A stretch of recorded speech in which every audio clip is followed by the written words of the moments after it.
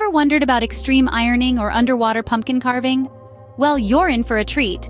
The world is full of unusual hobbies, each one a testament to the extraordinary diversity and boundless creativity of human interests.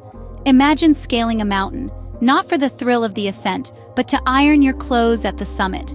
Picture yourself diving into the depths of a pool, carving knife at the ready, to transform a pumpkin into a masterpiece, all while bubbles float around you. From the meticulous artistry of soap carving to the ancient tradition of falconry, there's a vast range of unconventional pastimes waiting to be explored. And then there's ferroequinology, a hobby that might have you hopping aboard the next train to indulge your curiosity about railway systems. So, are you ready to venture off the beaten path and explore these fascinating diversions? Let's dive into the weird world of hobbies. Imagine ironing your clothes on a mountaintop. Welcome to extreme ironing. Yes, you heard it right. In this world of unusual hobbies, extreme ironing surely stands out. It's an adrenaline-fueled activity that combines the thrill of extreme sports with the satisfaction of a well-pressed shirt. Originated in the United Kingdom in 1997 by Phil Shaw, who went by the alter ego Steam, extreme ironing has since taken the world by storm. Shaw's initial idea was to take ironing out of the living room and into the great outdoors, and he certainly succeeded.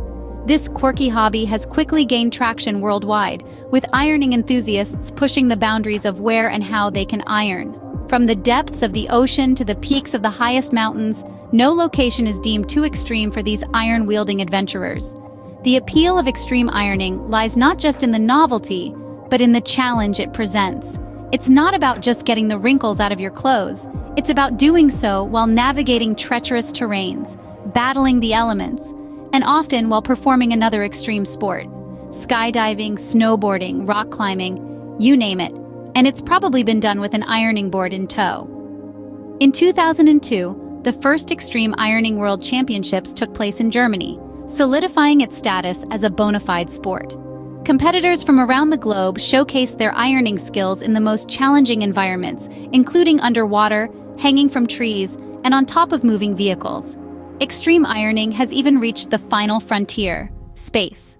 In 2003, the European Space Agency got in on the fun, with astronaut Christer Fuglesang ironing clothes aboard the International Space Station. Talk about taking housework to new heights. But why, you might ask, would anyone want to iron in such extreme conditions? The answer is simple: for the thrill of it. For the sheer joy of doing something utterly unexpected and slightly ridiculous. After all, isn't that the essence of a hobby? Extreme ironing, a hobby that takes domestic chores to new heights. All aboard. Next stop, the world of ferroequinology. Dive into the realm of ferroequinology, a hobby that is all about the love for trains and the railways they traverse. It is a world where the squeal of steel wheels against the track becomes a captivating symphony, where the rhythm of a locomotive's pulse becomes a fascinating heartbeat. Ferroequinologists are people who are captivated by the study of railway systems. They delve deep into the history, technology, and operation of trains. The allure of this hobby lies in its diversity. One day, they might be meticulously documenting the specifications of a vintage steam engine. The next, they could be exploring the high-tech world of modern bullet trains. A large part of ferroequinology is visiting train museums, where enthusiasts can see firsthand the evolution of train technology. From the primitive steam engines of the 19th century to the sleek, high-speed trains of today, these museums are a treasure trove of knowledge and history. But it's not just about the big picture. Ferroequinologists also get up close and personal with the minutiae of train models. They document the intricate details of each model, noting the unique features and characteristics that set them apart. This can be a meticulous process, but it's one that gives them a deeper appreciation for the craftsmanship and engineering that goes into every train. And let's not forget the joy of operating miniature train sets. There's something incredibly satisfying about setting up your own miniature railway, complete with tiny stations, tunnels, and landscapes. It's like having your own little world, where you are the master of all trains. So why do ferroequinologists find this hobby so fascinating? Perhaps it's the fusion of history and technology, or maybe it's the allure of the open rails, the promise of distant places, and the romance of travel. Whatever the reason, ferroequinology offers a unique journey into a world that many of us only glimpse from a train window. Ferroequinology, where the love for trains meets the joy of learning. From the skies, we turn to the ancient art of falconry. A hobby that might seem unusual to some, it has deep historical roots, dating back nearly 4,000 years. It's a fascinating blend of art, sport, and natural history, involving the training of birds of prey to hunt in cooperation with their human counterparts. Let's delve into the heart of this captivating practice. Falconry isn't about simply owning a bird of prey or using it to hunt. It's about building a relationship with a creature that is, by nature, wild and free. It's about understanding and respecting the bird's instincts, needs, and behaviors. Training a bird of prey is a process that requires patience, dedication, and a deep understanding of the bird's nature. It begins with gaining the bird's trust, a process known as manning. This involves spending time with the bird, getting it accustomed to the presence of humans and the equipment used in falconry, like hoods and jesses. Once trust is established, the training progresses to getting the bird to return to the falconer's glove for food.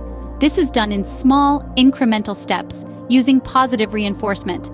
The bird is never forced to do anything it doesn't want to do. The goal is to build a partnership based on mutual respect and trust. Then comes the hunting training, where the bird is taught to pursue game in a controlled environment. It's a sight to behold, watching a falcon or hawk in full flight, swooping down on its prey with precision and grace. But falconry is not just about the thrill of the hunt. It's about the bond between the falconer and the bird, a relationship that can last for many years. It's about the joy of being outdoors, experiencing nature in a unique and intimate way. Falconry is a highly regulated hobby, requiring permits and adherence to strict ethical standards. It's a serious commitment, but for those who are drawn to it, it offers a rich and rewarding experience. Falconry, a hobby that truly soars. It's a testament to the enduring allure of this ancient practice that it continues to captivate enthusiasts to this day. Now, let's create something beautiful with soap carving. Imagine taking a simple, everyday object like a bar of soap and transforming it into a masterpiece. That's the essence of soap carving, a hobby that combines the tactile pleasure of carving with the creativity of sculpture. Soap carving has its roots in ancient history, where civilizations like the Egyptians and the Greeks used similar techniques to create small sculptures. However, it's only in recent years that soap carving has really begun to carve its niche. Pun intended. This hobby is about more than just creating eye-catching designs. It's about patience, precision, and a keen eye for detail. Soap carvers often spend hours, even days, meticulously chiseling away at a bar of soap to bring their vision to life. A wide range of designs can be carved into soap. Some enthusiasts prefer to keep things simple, carving geometric shapes or letters. Others, however, take the art to a whole new level. They create complex sculptures, from intricate animals and flowers to detailed landscapes and scenes. But the beauty of soap carving is that it's accessible to everyone, regardless of skill level. All you need is a bar of soap, a carving tool, and a little bit of creativity. So, whether you're a seasoned artist or a complete beginner, you can try your hand at this delicate art form. What's more, soap carving is a hobby that can be enjoyed anywhere, anytime. Whether you're at home, on a break, or even on vacation, you can carve soap. So, the next time you're in the shower and you see a bar of soap, consider the possibilities. What masterpiece will you create? Soap carving is a testament to the human imagination and our ability to transform the mundane into the extraordinary. It's a hobby that's as much about the process as it is about the end result. So, why not give it a try? You might just find that you have a knack for it. Soap carving, where a bar of soap becomes a work of art. And finally, we dive deep into underwater pumpkin carving. Underwater pumpkin carving, as the name suggests, is a whimsical fusion of scuba diving and pumpkin carving. This isn't your typical Halloween activity, and it certainly isn't for the faint of heart. Imagine trying to carve a spooky face into a pumpkin while being submerged in water.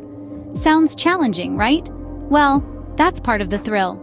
This unusual hobby requires not only the skills of pumpkin carving, but also a proficiency in scuba diving.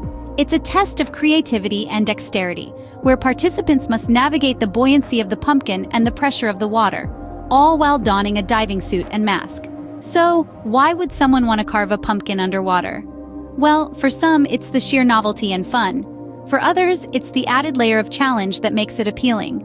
Underwater pumpkin carving pushes the boundaries, taking a traditional land-based activity and plunging it into an entirely different environment. The hobby usually takes place in a controlled environment, like a swimming pool, for safety reasons. But don't let that fool you into thinking it's easy. Remember, water changes the game. The pumpkin tends to float, and the carving tools don't work the same way they do in air. It's a delicate dance between managing your diving gear, controlling the buoyant pumpkin, and creating a recognizable carving. And let's not forget the element of competition. Underwater pumpkin carving contests are held around the world, particularly around Halloween. These events add a social aspect to the hobby, bringing together a community of enthusiasts who share a love for adventure and creativity. So, if you're looking for a hobby that combines artistry, athleticism, and a dash of the extraordinary, why not give underwater pumpkin carving a try? Who knows, you might just find that it's the perfect blend of fun and challenge you've been seeking. Underwater pumpkin carving, taking Halloween to new depths. 5 unusual hobbies, 5 unique ways people spend their time. As we draw this exploration to a close, let's take a moment to reflect on the incredible diversity of human interests we've discovered. Extreme ironing challenged our perceptions of household chores, transforming the mundane task of ironing into an adrenaline-fueled adventure. Who would have thought that one could scale a mountain, dive into the ocean, or trek through a desert, all with an ironing board in tow? It's a testament to the human spirit's ability to find fun and excitement in the most unexpected places. Next, we delved into the world of ferroequinology. This hobby, steeped in a fascination with railway systems, sees enthusiasts traveling to train museums, documenting various train models, and even operating miniature train sets. It's an intriguing blend of history, technology, and creativity that truly captures the essence of this unique pastime. Then, we turned our gaze to the skies with falconry, an ancient art that intertwines the thrill of the hunt with a deep respect for nature. Training birds of prey to hunt in cooperation with humans requires a profound understanding of the birds themselves as well as the traditional practices of falconry. It's a hobby that demands patience, dedication, and above all, a love for these majestic creatures. Our journey then took a more delicate turn with soap carving. This hobby, both creative and intricate, allows enthusiasts to transform ordinary bars of soap into extraordinary works of art. From animals to detailed scenes, the possibilities are as limitless as the carver's imagination. It's a hobby that truly embodies the beauty of artistic expression. Lastly, we dove into the deep end with underwater pumpkin carving. This unusual hobby takes a beloved Halloween tradition and adds a twist, or rather a dive. Carving pumpkins underwater in a controlled environment such as a pool adds an extra layer of complexity and excitement. It's a fun, festive, and definitely unconventional way to celebrate the season. What these 5 hobbies underscore is the myriad ways in which people choose to express themselves, challenge themselves, and ultimately enjoy their time. Each hobby, as unusual as it may seem, is a reflection of the individual's unique passions and interests.